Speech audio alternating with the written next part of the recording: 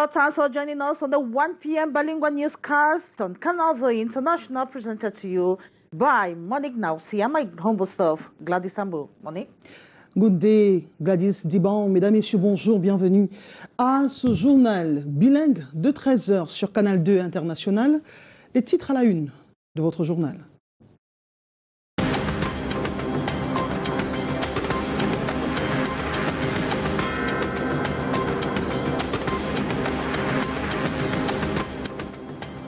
Elle est retrouvée décapitée à son domicile à Bilingue. La victime est une femme âgée d'une 50aine d'années. Les supputations vont bon train sur le présumé auteur de ce crime.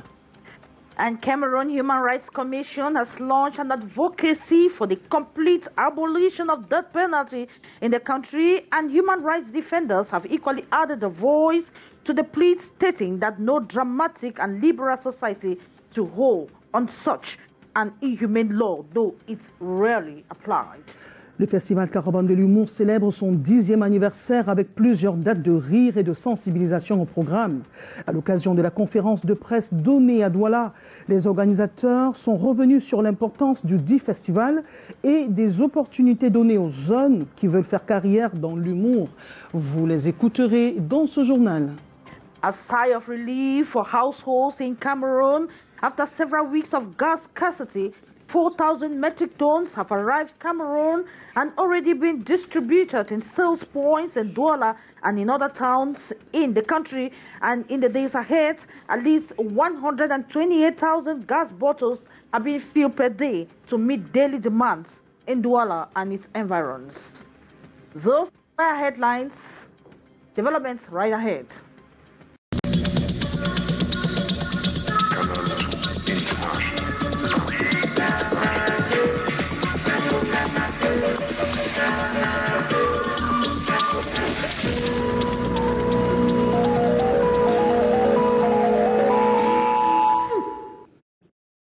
Thanks for joining us once again. We go straight away to Bilingue in the west region of Cameroon, where a lady has been assassinated. Of course, Marie Gladys Diban Ambo. Thank you. Découverte macabre à Bilingue, c'est dans le département d'une des régions de l'ouest Cameroun. La dépouille d'une quinquagénaire a été retrouvée décapitée aux premières heures de la matinée. Les détails avec Abraham Sa et de Titi Freeman. Le crâne ouvert, le corps sans vie d'Agnès Ngongan est découvert ce jeudi matin. Âgée de 56 ans, elle aurait succombé aux violents coups de hache et de machette assenés par son bourreau, le fruit de ses entrailles. La scène tragique se déroule dans sa chambre, non loin du marché de Bilingue, dans le département d'Undé. Subitement, la nuit, on a entendu un bruit. Ceux qui dormaient dans la maison ont entendu un bruit, mais ils ne se sont pas intéressés en disant que peut-être c'est la maman qui se mettait à l'aise. Bon, bien après le matin, on se rend compte qu'il y avait 8 morts d'hommes.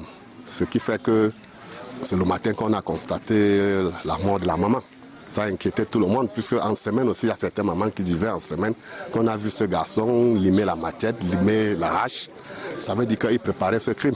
Après son forfait, le jeune de 25 ans, principal suspect, se serait enfui aux premières heures de ce 20 octobre. Un matricide qui a retenu l'attention du sous-préfet de la commune concernée, venu constater l'horreur de la scène. Nous ne pouvons pas encore dire avec exactitude qui serait l'auteur de ce crime crapuleux. Nous voulons profiter de cette opportunité pour inviter nos populations à plus de collaboration, parce que nous avons constaté, d'après, n'est-ce pas, les dires des uns et des autres, qu'il y aurait des consommateurs de cannabis dans ce domicile. Une enquête est ouverte par la police pour faire la lumière sur cet homicide. Le 8e contingent camerounais de la MINUSMA est de retour au Cameroun. Le standard des forces de défense a été remis au ministre délégué en charge de la défense au Cameroun. Joseph Betty Assomo a présidé hier à la cour d'honneur de la brigade du quartier général à Yaoundé. La cérémonie est relative. Karel Mesatiachoya, Serge Alain Zibou.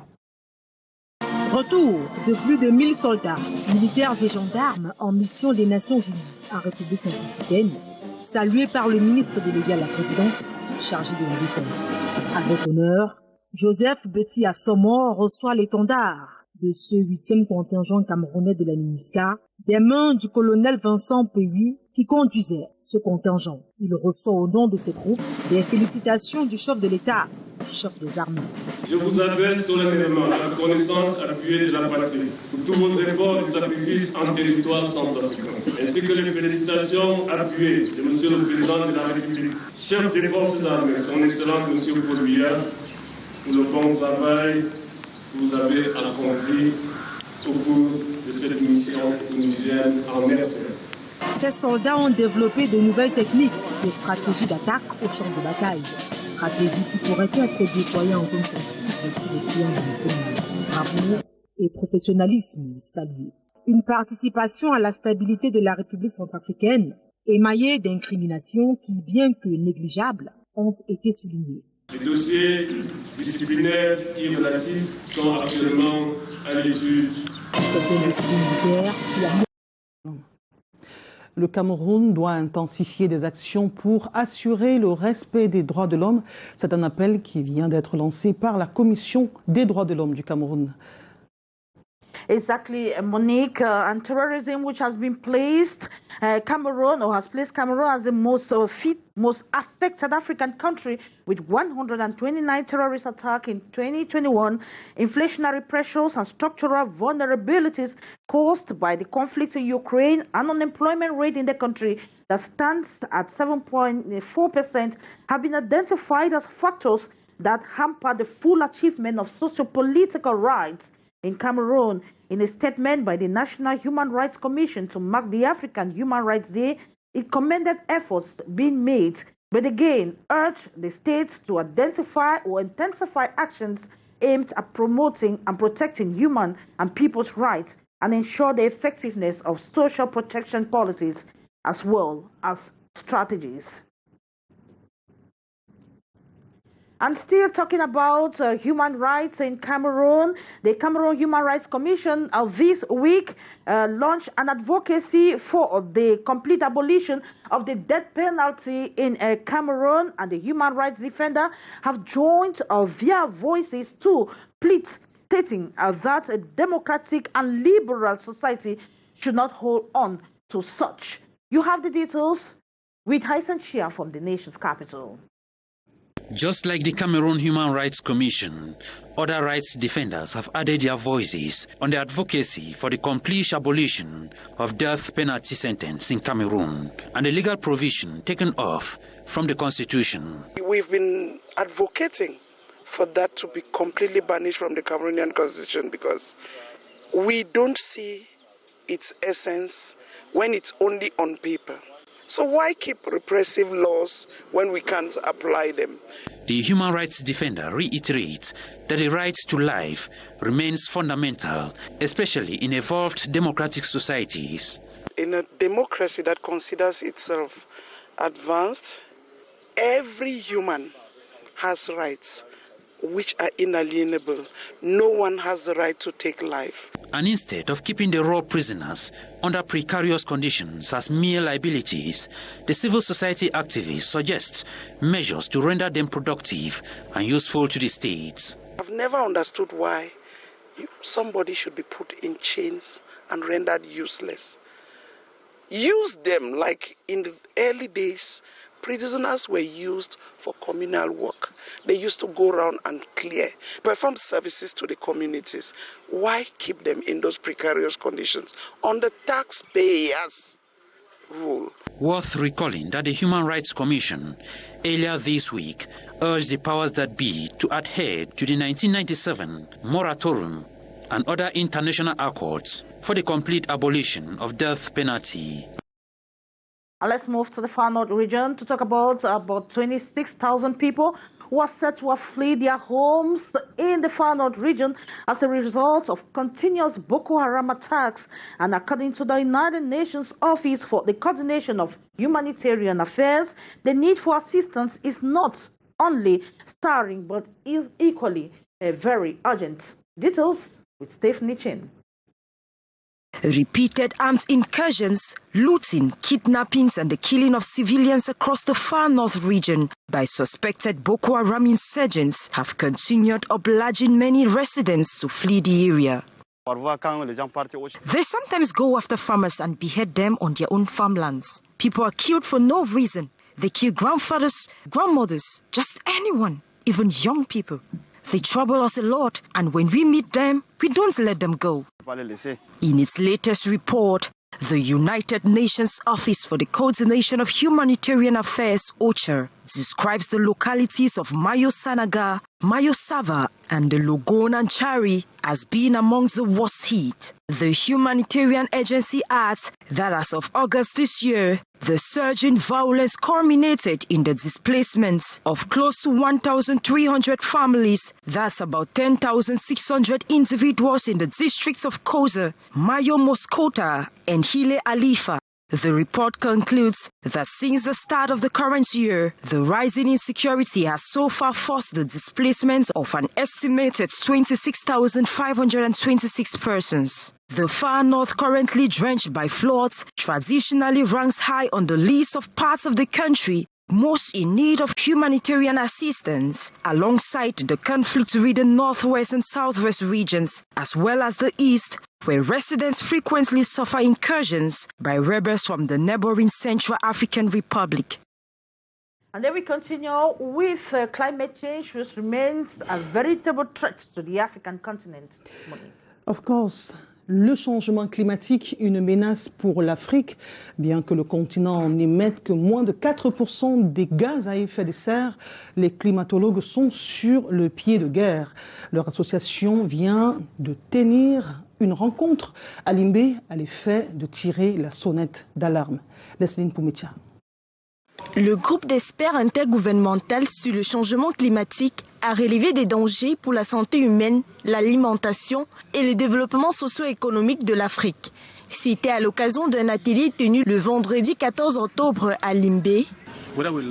Si on veut ou pas, le changement climatique existe et c'est le moment de se mettre au travail, car aucune action n'est petite pour apporter le changement. La projection de vidéos a marqué le lancement des voies africaines pour la forêt d'Afrique.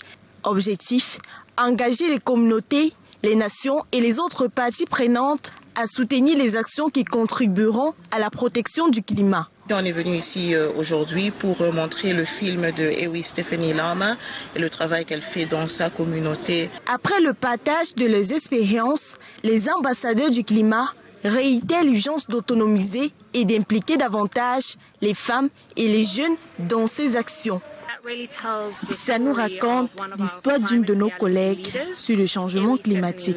C'est juste normal d'inclure les jeunes, les femmes et toute une communauté dans le processus de prise de décision. Cela est une mission pour la conférence des parties du climat. Un litre coûte 1300 francs CFA, une augmentation de 400 francs CFA en l'espace d'un mois. Une situation, une inflation qui affecte les ménages et les commerces de cette cité balnéaire. Moussa Takou, Titi Freeman. L'huile végétale et l'huile de palme sont depuis peu hors de prix dans les marchés de la ville de Kribi. Il faut désormais débourser 1800 et 1200 francs respectivement pour l'huile végétale et l'huile de palme. À Kribi, nous, on ne connaît pas ce qui se passe vraiment, mais ça nous gêne, nous les commerçants, parce que le même capital que hier, tu payais peut-être 2 cartons, avec aujourd'hui, tu es obligé de payer 1 carton. Pour Gisèle, vendeuse de héros, cette inflation lui cause d'énormes pertes. L'huile de palme étant un élément important de son menu.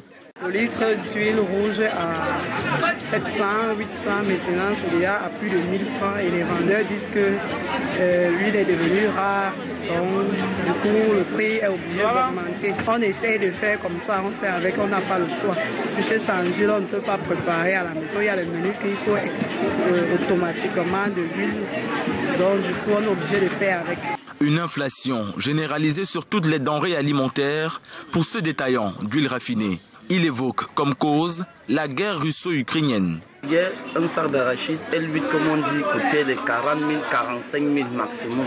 100 kilos. 100 kilos, pas de 100 kilos.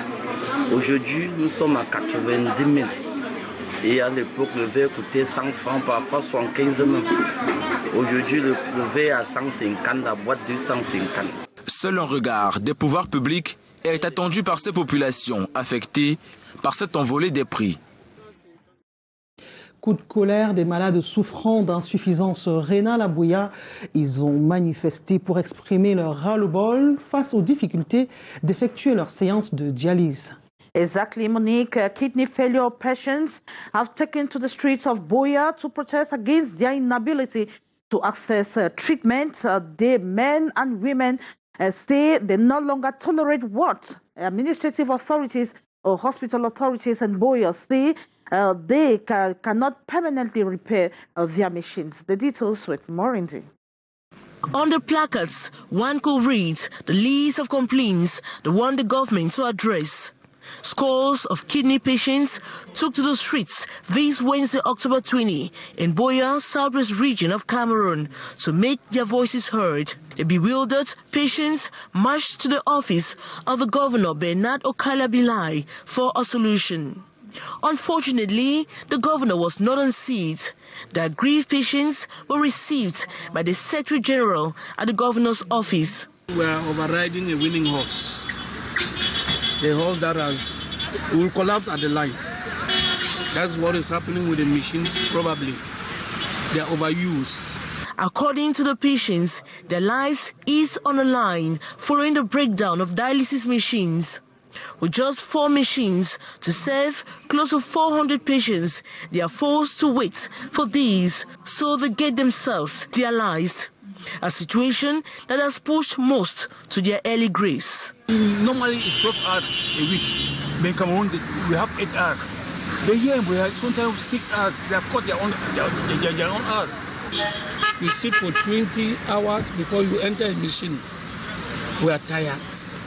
It should be noted, protests from kidney patients is one of the most frequent in hospitals across Cameroon. Government often steps in to provide short-term measures. This time around, kidney patients want permanent solutions to their problems. And a sigh of relief for households in Cameroon that have been without gas or domestic gas for weeks. 4,000 metric tons of domestic gas or liquefied petroleum gas is in the country and will be provided or will be in sales points in Douala in the days ahead in other towns of Cameroon. The details of that story in the following report.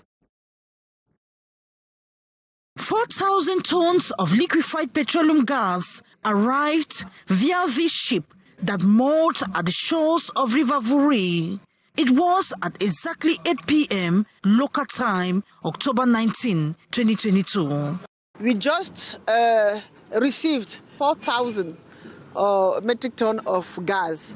This will help you, as you saw it, to make it available to all the Cameroonians. Liquefied gas tankers and trucks filled with empty bottles have formed long queues waiting for supply. At the gas filling center of the National Petroleum Depot in Bonaberi, work has resumed. Empty gas bottles are being filled. 128,000 gas bottles will be filled a day to meet the 100,000 daily demand. Simultaneously, gas is being sent to all other parts of the country through tankers, through the railway.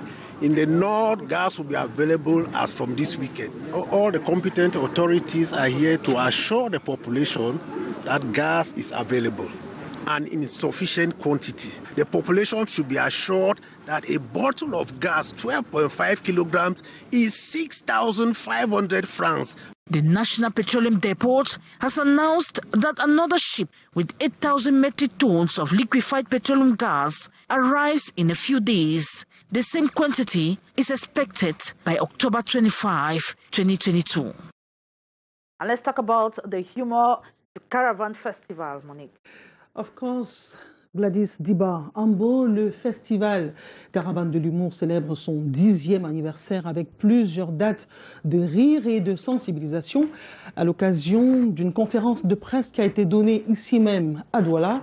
Les organisateurs reviennent sur les innovations prévues pour tous ces jeunes amoureux du 7e art et de l'humour.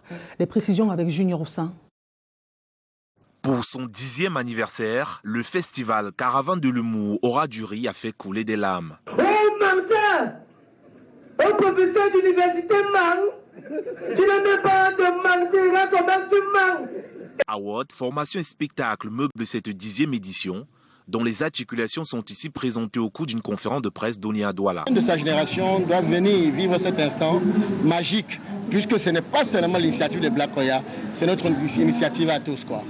Particularité cette année, c'est le spectacle au féminin qui aura lieu le 21 octobre à Yaoundé. Les femmes commencent à se démarquer. Il faut même vous rendre compte, sur beaucoup de plateformes internationales aujourd'hui, je regarde le Parlement du Rire, je regarde le stand-up de Balindongo. Vous allez vous rendre compte que sur Africa Stand-up, les filles qui font, en fait, ceux qui font beaucoup plus sensation sont les femmes. Mais comment est-ce qu'on peut donner l'impression qu'on ne les voit pas venir? La vision de ce festival Caravane de l'humour, porté par l'humoriste Black Oya, est de contribuer à apaiser les tensions sociales. Les médias ont donc le devoir de porter très haut les humoristes qui peuvent déstresser des gens dans un environnement très très compliqué. L'humoriste est arrivé et qu'il a, sur un sujet ou un autre, fait rire un ensemble de personnes. On oublie un temps soit peu que le monde est stressant, que les problèmes existent. Les humoristes, Fingon Tralala, Sikadi Dieudonné, Boli Bolingo, le président Antonio, entre autres, ont pris part à cette rencontre marquée par une conférence débat sur la place de l'humour dans la famille et sur les réseaux sociaux. Tous à l'Opéra dès ce soir à Yaoundé avec l'Académie Sainte-Cécile de Yaoundé et l'ambassade d'Italie au Cameroun. La pièce intitulée Don Giovanni Mozart, Don Giovanni de l'immense Wolfgang Amadeus Mozart sera jouée pour la première fois au Cameroun sur les hauteurs du mont Bankolo. Les équipes italiennes et camerounaises procèdent depuis hier au dernier réglage pour ce spectacle en couleur. Janice Kamga pour des précisions. L'auditorium Jean-Paul II de Mbankolo est un véritable chantier depuis hier. Pour tout ce beau monde, c'est nuit blanche, car tout doit être parfait afin de servir aux spectateurs qui viendront découvrir l'opéra, un spectacle à la hauteur du génie de Mozart. Pour Don Giovanni, une pièce dramatique de 2 actes inspirée du mythe de Don Juan, une 50aine d'artistes italiens et camerounais est mobilisée. L'orchestre fait ses balances sous les coups de baguette du directeur Mauro Conti, en revue, flûte traversière, piano et violoncelle, entre autres. En coulisses, c'est séance essayage pour les interprètes. Les costumes sont un mix des styles baroque et afritude. On travaille les réflexes vocaux et peu à peu, chacun rentre dans son personnage. Ils connaissent mieux le rôle, ce qu'ils ont à dire, à chanter, et tout ça a un impact sur le volume de la voix, sur la présence scénique de l'orchestre. On veut chanter encore plus fort. Il y a le costume, c'est lourd, on n'est pas à l'aise, tout ça c'est un travail. Le spectacle a lieu ces 21 et 22 octobre à Yaoundé. Dans le rôle de Don Giovanni, le baryton Vladimir Bichaga, directeur de l'Académie Sainte-Cécile de Yaoundé, dira des notes dorées. L'histoire commence lorsque Donna Anna, fille du commandeur, est violentée par Don Giovanni. Gladys Ambo, le week-end s'annonce, on peut prévoir une sortie, aller à l'opéra ce soir, pourquoi pas? Exactly, Motoda. It is the first ever opera concert that will take place in Cameroon. And for 2 days, the Italian and Cameroon team will be at the center of the spectacle that will take place at the John Paul II Auditorium at the Bankomo neighborhood in the nation's capital. Yaoundé, the details of that concert with Omokusumi from the nation's capital. Splitting of wood, dressing of the hall, conductor and actions, piano, theatre full of dramatical scenes.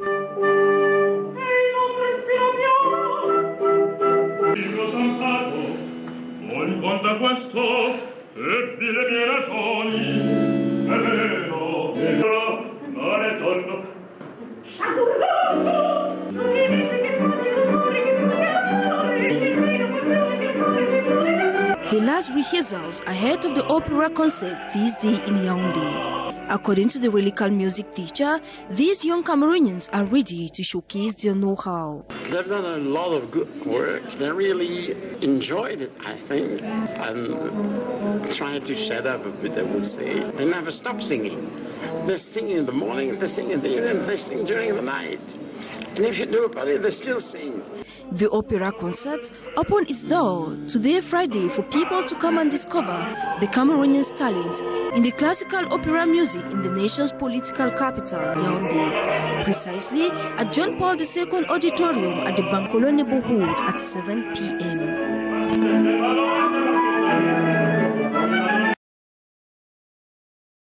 The official attire of the Indomitable Lions of Cameroon and the entire delegation or Cameroonian delegation to the FIFA 2022 Qatar World Cup competition is now available. The different models were unveiled yesterday in the nation's capital, Yaoundé, before Fecafoot's president and his subordinates, as well as the entire public. Let's discover the beauty in this report put together by Hyson Shia. This is the official attire of the Indomitable Lions of Cameroon and the delegation ahead of the 2022 Qatar World Cup. The outfit in different colors, like blue and white, and in different models, with the green, red, and yellow colors of Cameroon visibly on it. The output of this Cameroonian, the El Dabo fashion. Through this dress, object of our partnership with Fecafoot, we shall participate and accompany the Indomitable Lions in their mission of fighting spirit and performance that permits them to go as far as possible in the World Cup FIFA Qatar 2022. FIFA Qatar 2022. The beautiful regalia unveiled here this October 20th by the President of the Cameroon Football Federation, Samuel Eto'o, alongside the head coach of the Indomitable Lions, Rigobert Sambahana. Eto'o Samuel explains the reason behind the choice. The Cameroon Football Federation, in her projects, has always thought of advancing Cameroon and Cameroonians. It is in this vision that we have given the opportunity to these brave Cameroonians to dress the Lions. We have to prove that youths are capable of assisting, and capable of taking decisions that at times appear hard, but good decisions for the majority. It was also an occasion for the Fecafoot boss to reiterate the commitment of the entire Cameroonian delegation to breach the odds in the World Cup Jamboree. And it is with that sports report that we wrap up this edition of the 1 p.m. Bilingual newscast on Canal the International. It was actually a pleasure knowing you're watching, Monique. Thank you, Gladys Diban. Mesdames, Messieurs, merci de nous avoir suivis de bout en bout de lundi à vendredi. Nous vous retrouverons lundi à 13h, mais dimanche à 9h. Nous prenons rendez-vous dans le cadre de la rétrospective de l'information sur Canal 2 International. Le prochain rendez-vous avec l'information sur la chaîne verte, c'est à 15h30, Écho des régions. Prenez soin de vous, bon week-end et à lundi.